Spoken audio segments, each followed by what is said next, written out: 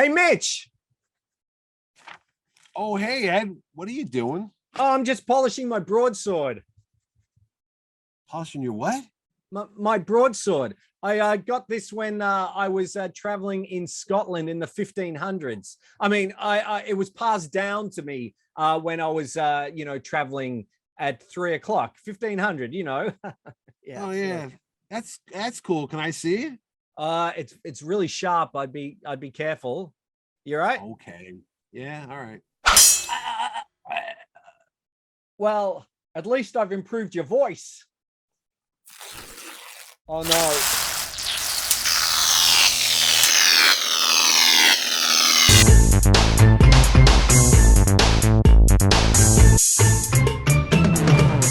Hi, this is Ed Dollister.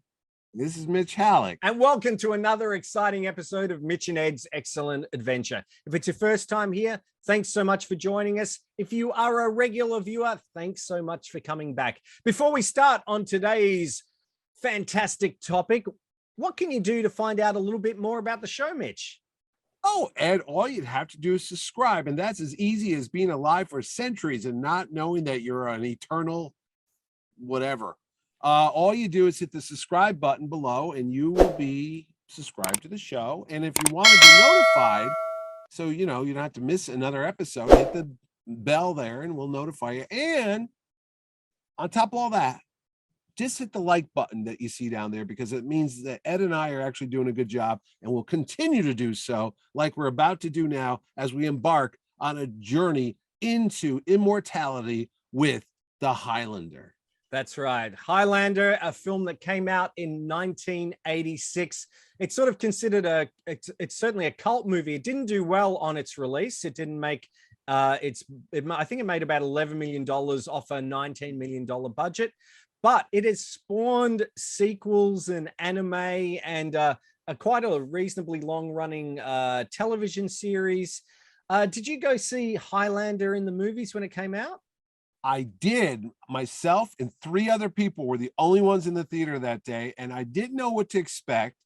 And I went mostly because I was a Sean Connery fan, and he was in this film, and that's why I went to see it. So I went to the theater not knowing what it was going to be, and I was pleasantly surprised by what unfolded on the screen there. Christopher Lambert, who I knew from Greystoke, The Legend of Tarzan years earlier, was the star of the movie.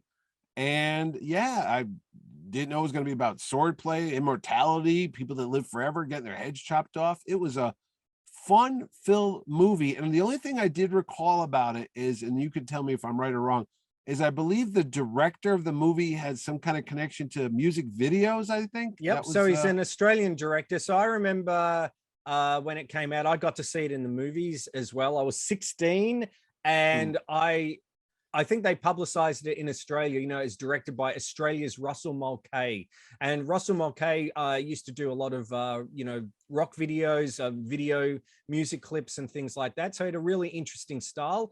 I suppose like Michael Bay, I think, started in that way as well, doing commercials and rock videos. And he had Russell Mulcahy had a really interesting style. And in 1984, he directed a film in Australia called Razorback.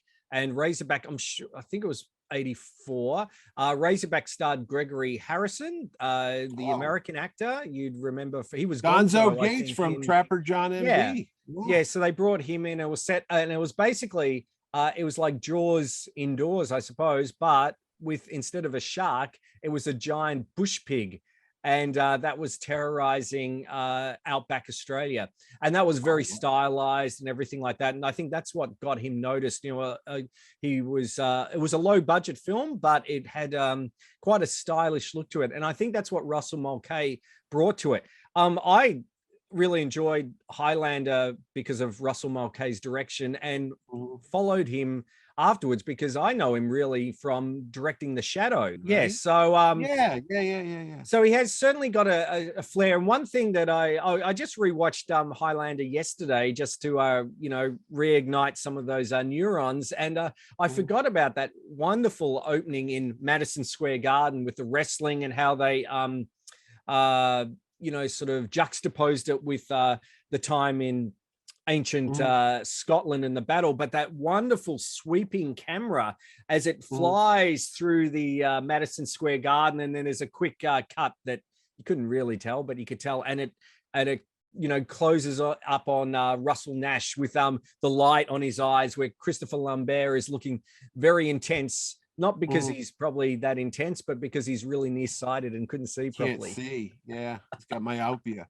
That's Yeah. right. But yeah, so that's one thing I suppose that really stood out to me from the film was his direction. Though he used really interesting transitions from like Mhm. a fish tank, and it would go up to underwater, and that great shot of there's a close up on Russell Nash's face, and it transitions to the Mona Lisa, and there's some really Mhm. interesting shots. Some sweeping shots. It's really quite good, and it's a really exciting story. I'm surprised it didn't do um very well, because it was kind of a unique take on it. Gregory Well, Wyden, who wrote the screenplay, came up with the idea while he was studying in UCLA, and he saw the film The Duelists, the Ridley Scott film about these two people who were dueling throughout their lives, essentially. And he thought, yeah. could you imagine if you were dueling throughout time? And that's where he sort of came up with the concept.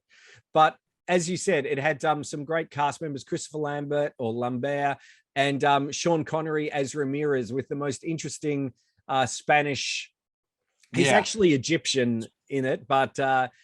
an interesting Spanish accent of Sean Connery's. Mhm. No, and I was gonna say the other thing I remember seeing, it was very comic booky because there wasn't like nowadays where there's a comic book movie every 15 minutes. But at the time I saw it because it had the time travel element to it, which I was, I like that. It had the sword play in it because at the time in the 80s, we had movies like Conan the Barbarian, Mhm. The Sword and the Sorcerer, Crow. We had a lot of sword play going on in films. Lady Hawk was another movie that I really Yes. liked back in the day. We'll have to do that one day too. But so I went to see the movie, and like you said, it was very stylized, and anime wasn't a thing at that point. I mean, it was out there, but it wasn't, of course, like widespread like it is now. But the whole quick cutting and the editing of this Mhm. movie, I don't think it's more than 90 minutes. It's not that long, is it? No, it's a reasonably short. I think it's Yeah. just yeah, it's probably just a little bit over an hour and a half, but it's not. Yeah. It So it, doesn't yeah, it feel was. feel like a long film for sure. No, that's what I'm saying. It moved very quickly, and the backstory was really cool, and it had a lot of interesting characters, and it's so much so that I would read magazines like Starlog and Fantastic Films, and they'd have a lot of, because there was no documentaries and YouTube, so you'd go read about the films, and there was a lot of stuff cut from Highlander when the movie came out, and there was a Yeah, lot of certainly backstory in because that's his certainly in the that's sparked a memory in the yeah the I think the secretary American release was only 111 minutes, and yeah the like the UK and Australian the release was about European cut 119 minutes. And they yeah well cut out the a lot of the some of the humor, the yes whole backstory with Rachel, where the he's secretary being in World very War safe. II. Yeah, where he say that Yeah. was cut for some That was reason. no, I didn't know anything about that until I got the VHS Yes. because there's no DVD yet. And then they had that deleted scene. And I'm like, oh, what is this? And there was like a couple minutes of him rescuing her from a concentration camp and something like that, or Nazis. And then Yeah, she was a so little girl. And basically then he saves her and gets shot, and that's where he says she he gets shot by a Nazi, falls down yeah, while saving her, and she goes, "Oh, you're still alive." She's only a little girl, and goes, "It's a kind of magic," which ties in to the Amazing Queen soundtrack, which we'll talk about in a yeah. moment. Oh yeah, yeah. And it gives a reason, it just adds to the character development and story. No, So no. yeah, I know that Yeah, Russell Mulcahy couldn't understand why they decided to, I don't the know. producers or company decided to cut that out. So Well, I'll tell you one of the other things that was interesting about that is I liked his character was an art dealer because he'd been alive so long, he would know about art and culture because he yep. lived through all these different art periods. But one of the things I gotta say up front about Christopher Lambert is I know he just grunted a little bit here and there in Tarzan, which was fine because it was about a man that was raised by apes and didn't have a Mhm. lot of vocal skills. I don't know what accent this man has in this movie. I know he was born in America. He was raised in France, I believe, the actor. But in the movie, I don't know if they dubbed things over there when it came out, but here it was a struggle to hear what he was saying at first because you have to get used to the dialect, and I don't know where it was. And I go, is that intentional? Were they trying to make it sound like you couldn't tell what country he was from? Because Well, he's sort from of. He didn't. all the different years, or that's just his normal voice. Well, he didn't. When they cast him, he actually didn't speak English very well, if at all. He sort of was just learnt on Greystoke, which was 84. So that was, just a few years earlier. So he actually learnt to speak English for certainly fluently for this film. And also he wanted to make sure that because he was a man through time, he didn't want to be able to be pinpointed with a specific accent because you assumed he traveled all around. So that's why he's got a sort of a nondescript accent. You can't really pinpoint it. So no, that was always interesting too. And then of course we mentioned Sean Connery, who I don't think really cared if he didn't have an accent or whatever he did too. But speaking of the opening of the movie, did you know that little crawl that comes up that you hear Sean Connery do "We are Highlanders, we were born for this and that"? Do you know that amazing echo that you hear on the opening speech? You know why that's there? Because he filmed it in his bathroom. He recorded it in his bathroom. I don't know if he filmed it, but he recorded it in his bathroom, holding the script, and maybe he had a microphone in the other. But that's why you get that echo effect because he's like in his bathtub or whatever. But yeah, I was like, huh. Once you hear that and know that, you can never unforget it or unhear it because hopefully he was fully clothed while he was fully. He might have been in his shorts at the time too. Well, that always reminds me of the sound effect in Raiders of the Lost Ark when they lift up the Ark. It's the back of a toilet tank. Yes, I can never unhear that when I fix something on the toilet. I go, it's the Ark of the Covenant. But anyway, back to the movie. One of the breakout performances, and it's somebody that I'm gonna know for years because my kids loved SpongeBob SquarePants, is Clancy Brown as the Kurgan, who was one of the most terrifying villains in, I don't know, at the time in the 80s. I was like, the whole punk rock look and the piercings in the head, and then the bad scar across the chest or the neck. That was just like something to see. And he's got that delivery voice, like, hey, what are you doing? He talks like that all the time. But years later, my kids would watch cartoon shows and I'd say, hey, you know who that is? And they're like, Clancy Brown. I'm like, yeah, but he was the bad guy in this movie. And then he was in Starship Troopers right after this. And I think I started noticing him more and more, but he's got that distinctive sound. He was great. He was terrifying. He was, I always found him to be absolutely terrifying. And especially in the Kurgan, his armor, the skull armor that he was wearing. And when it's funny because I remember when Willow came out in 88, 2 years later, and I can't think of the name of the bad guy in Willow at the moment. But you mean the one that the Raiders Lost Ark guy played? Yes, he had similar looking armor. I felt. Yeah. And I'm going, someone's seen Highlander. But you had some. Roxanne Hart played Brenda, who was looking the police investigator detective, who basically, was working out all the clues about what's going on. You know what? I forgot. I forgot that playing Lieutenant Frank Moran in it was Alan North. Now, the funny thing about him being the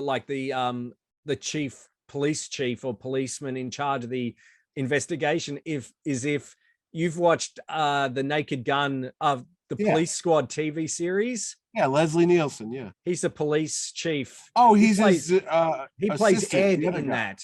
So now I forgot all about him, but no, I know exactly. I could see. So he wasn't in the movies because they got Gerard Kennedy. No, not Gerard. No, but George Kennedy. George Kennedy. On the TV show. Yes. No. But it's pretty hilarious because he's playing this. You just expect something to go wrong with it. So you had Alan North in there. You had Hugh Quashie, that you might know from Captain Panaka. Panaka, yeah. So he was one of the immortals.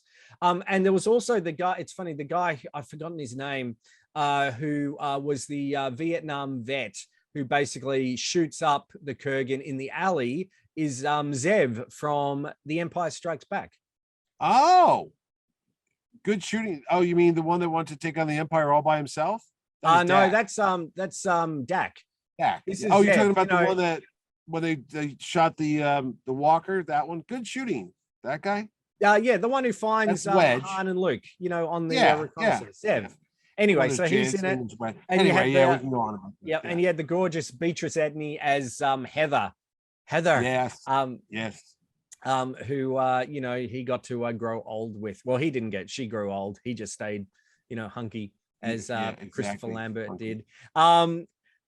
It had some really interesting lighting effects. The visual effects were not too bad, but unfortunately, watching it today in high def, what it really needs is some wire removal, because during the you could see the wires. You can really see the wires, and they actually added the lightning sort of to disguise the wires, but unfortunately, it sort of accentuated them a little bit. I was gonna say, I didn't know that, because I remember just watching it on the theater and then on a fuzzy VHS. You didn't see all that, but really, you can see all the imperfections now. Oh, that's something to see. Yeah, it's what I was gonna tell you is the music. Yes, by Queen, and here's a legendary thing.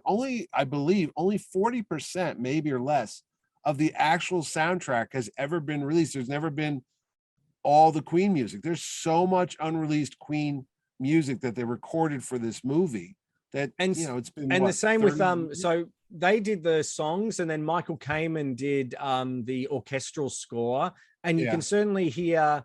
If you know Michael Kamen, you can certainly hear some of. Well, I felt like I could hear a lot of Robin Hood, Prince of Thieves score in some of the Celtic or Scottish sequences. But so Queen had they didn't release a soundtrack album, but Queen obviously brought out A Kind of Magic, which had A Kind of Magic, Prince of the Universe. There was also featured Hammer to Fall, I think, was in there. There was a version of New York. Yeah, that's the one I heard that Freddie Mercury hated it.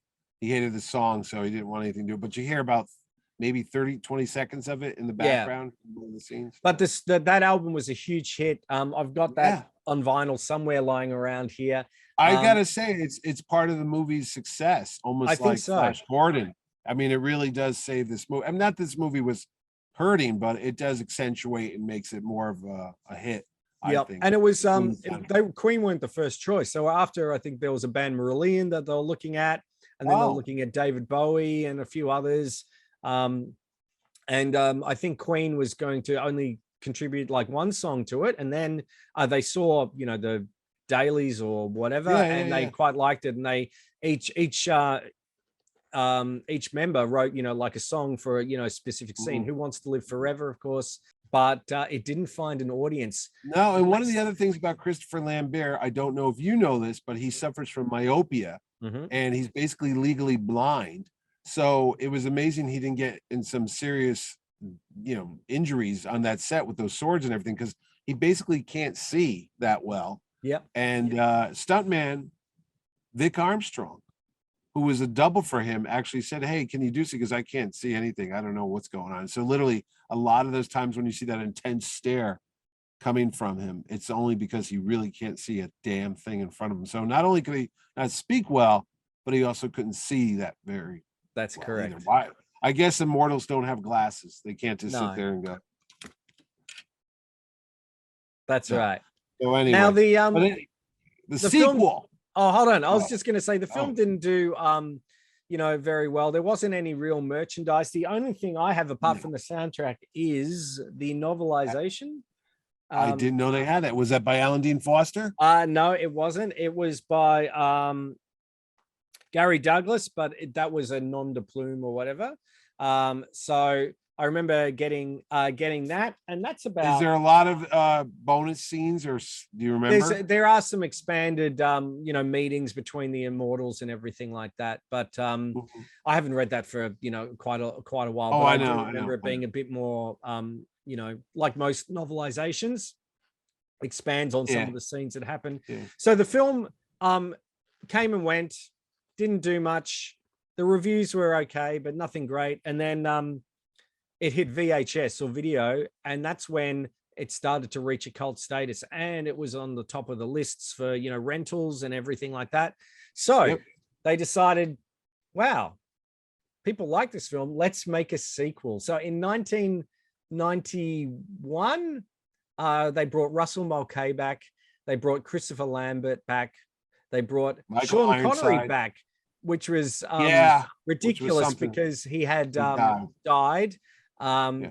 And they came up with Highlander 2, The Quickening. And I'm a bit embarrassed. I had a Highlander 2 poster in my study.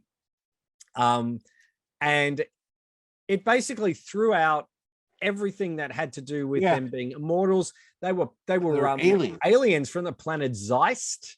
And while it looked, I think, like stylistically, it looked quite good. The story made no sense. They were no sense whatsoever. No, they were trying to change fix the ozone layer. They had a shield that was stopping the sunlight coming in. I'm like, what? Yeah, it was ridiculous. And basically the company, the company decided to do their own edit. They cut things out. They changed things. It's one of the considered to be one of the worst films. I was gonna say the only scene I really remember from that movie is Michael Ironside as the bad guy. Yes. Is on a subway train. Yes. And he's just like yelling, and he's got some crazy get up on, and he's just terrorizing these people on the train. I saw it in the theaters. I actually went and saw it because I was like, oh, I love Highlander. And when that movie came on, I'm like, wait, what? They're aliens? What's going on here? And it's really incomprehensible, that movie. It is edited so bad. I don't even think they tried to edit it. I think they just had a pile of film and they just stitched it together and threw it out in the theaters. It's horrible. Plus, to make matters worse, they reissued it. Like they re-edited it. They did, so Russell Mulcahy did a Renegade cut, which brought in, it basically cut out all the references to the planet Zeist. They changed some lines of dialogue. And is it any better? It's better. Yeah. It's not great, but it at least tells a story and makes a bit more sense. Yeah. So, and that's pretty much the only version you can get now. I think there was like the Renegade cut and a direct, like a director's cut or what have you. So and then there was number 3, which my friend used to call Highlander 3, the apology, because they just kind of forgot number 2 ever happened. They did. It was Highlander 3, the Sorcerer, with Mario Van Peebles, more or less. He was in that one's not so bad. I remember watching that. I saw that one in the cinemas too. And I don't know, was Rachel Chong in that one? Rachel Date. It was the actress. Ray Dawn Chong. Yeah, I think, was she in that one? I don't remember. It's been a while. I can't remember who the female lead was. Yeah. So anyway, the Sorcerer came out again. That didn't do really well, but you know what? I'm surprised they didn't do Highlander 4, Flogging a Dead Horse, but it was Highlander 4 Endgame. And that's where they introduced Adrian Paul, I believe, who was doing the TV series at the time. And this TV series ran for a number of years. I remember watching it. Yeah. It was quite successful. He reminded me a bit. He looked like a young Sean Connery, I felt. He did. He's got that. Now, has he been a guest at Terrificon? I was just going to say, he was just here last year at Terrificon, Connecticut's Terrific Comic Con at the Mohegan Sun every summer. He was one of my guests, and he was a very delightful gentleman, and he taught sword play. We had one day, he just, people who signed up for it, and he taught you how to do all the tricks and all that stuff. But a very entertaining man. I remember him, though, actually from a short-lived TV show called War of the Worlds, which ran in syndication around here for 2 seasons, which was just a crazy show. But then I said, oh, that's Adrian Paul. But yeah, it came on. It expanded the world of the Highlander. They had a lot of guest stars on it. That's what I remember. Sheena Easton was on one episode, the songbird herself, the Scottish songbird. Bunch of other actors and stuff that would pop up on that show. And Christopher Lambert turned up because they were originally going to have, they were saying, would you like to be in the series? And he goes, no, but he felt like it could live on as a series. So he appeared in the first episode. Yeah. Sort of to tie everything together. Connor McLeod, and then this was the adventures of Duncan McLeod. That's correct, yes. The long lost cousin's uncle's second roommate. But Endgame, the movie, then they did a 5th one. They tried to tie in the TV show and the movies all together. And this was not released in cinemas. There was Highlander the Source, and that was a piece of garbage. Don't even. Yeah, that was bad. Don't go watch that one. No, there was some. I was going to say there was also an anime out. They brought out. There's another TV show. Yep. The Raven lasted 1 season. Okay. Yes. Which we don't know what happened with that one. All I know is the girl that was on that had an affair with, well, supposedly had an affair with President Bill Clinton, and that was it. So we don't talk about that. But yeah, that's been long forgotten about. It was like a buddy cop show. She was like a thief or something. But no, you're right. I'm sorry I interrupted. There is an anime show, which is actually pretty well received. People say you should watch that one. There's a couple video games actually, or one that actually came out. And then there was another one I think was like what MMO. Remember when you used to have to like sign up and you'd get your own character? Yeah, massively multiplayer online role-playing game. Yeah, there was an attempt to do that. And then there was another one that they said was going to come out, but they never got beyond the trailer for it. So I don't know. But there was no Lunchbox. There was another Highlander cartoon show. Forget the anime. There was a syndicated cartoon show. It's horrible, but they had another Highlander show. I just remember that. How they put this on there for little kids is beyond me. It's like a show about heroes cutting people's heads off. Yeah. Kids will love them. Yeah, so look that up. There is another Highlander TV show. I just remember. And they did in like with we're talking about with Planet of the Apes and Thunder. Recently, they have brought out some, action figures, later on, well after the fact. Oh, really? Yeah, I've seen some like prototypes, and there's lots of fan made versions of Connor McLeod and everything out there, but there hasn't been a lot. No, you could buy the swords. I always see the swords pop up. Like, the different blades and all that jazz. So, but the interesting thing is that, for a series that said there can be only one, they threw that out the window, because even after all that, Henry Cavill has recently signed on for a reboot / reimagining of Highlander. They don't know what role he's playing, but that looks like that's going to be on the horizon at some point in the future. All right. Well, there you go. Highlander never dies, I guess. He can't. That's right. So that's Highlander. Out of 10, what would you give the movie? The first one? Yeah. I'd give the first one about a 7 or 8. It's a good movie to watch on a rainy Sunday afternoon when there's nothing to do and there's nowhere to go. Like, oh, Highlander, let's watch that. And it's like I said, not that long. So it plays well. But I don't want to see that. And I don't want to see the wire work. Now you ruined it. I'm like, I don't want to see the enhanced version. I'll go with the fuzzy. I've got to say, you can see the wires. You can see they use some like stop animation at a point when they're on it looks like so when Kurgan and Ramirez are fighting on the stairs, on the top of the steps of the tower, so there's a bit of that. You can see in some of the shots, the aerial shots, you can see that it's obviously not Sean Connery and Christopher Lambert. It's really just, body doubles and a few of those things. And some of the sensibilities are not exactly, well, they are of the time, 1986.